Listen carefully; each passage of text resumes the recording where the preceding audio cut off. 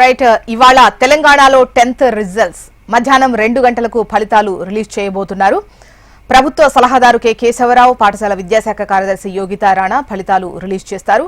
ఇందుకు సంబంధించి ఏర్పాట్లు కూడా పూర్తి చేసినట్టుగా తెలుస్తోంది. రాష్ట్ర వ్యాప్తంగా మార్చి 14 నుంచి ఏప్రిల్ 13 వరకు 10 పరీక్షలు జరిగిన విషయం మనకు తెలిసిందే. మొత్తం 5,28,000 మంది విద్యార్థులు పరీక్షలకు హాజరయ్యారు. వీరిలో 5.15 లక్షల మంది రెగ్యులర్ స్టూడెంట్స్, 10,000 మందికి పైగా సప్లిమెంటరీ స్టూడెంట్స్ ఉన్నారు.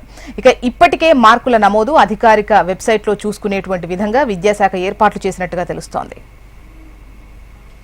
మరిన్ని డీటెయిల్స్ అరుణ్ మనకు అందిస్తారు. అరుణ్,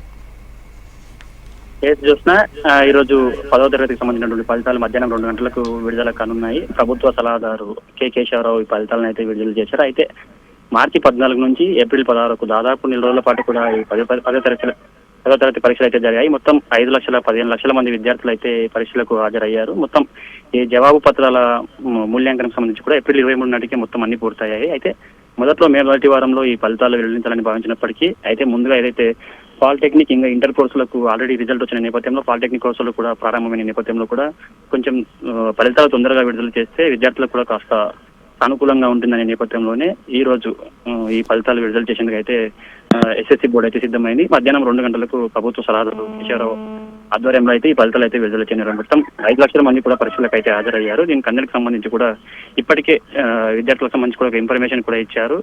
పాలిటెక్నిక్ కోర్సులు లాంటి అది పాలిటెక్నిక్ ఇంటర్ కోర్సులకు సంబంధించి కూడా ఇప్పటికే వాటికి కూడా నోటిఫికేషన్లు విడుదలైన నేపథ్యంలో కూడా తొందరగా ఫలితాలు విడుదల చేసే విద్యార్థులకు కూడా కాస్త సానుకూలంగా ఉంటుందనే నేపథ్యంలో కూడా ఈరోజు అయితే ఫలితాలు అయితే విడుదల చేశారు. మధ్యాహ్నం 2 గంటలకు ఫలితాలు అయితే విడుదల కానున్నాయి.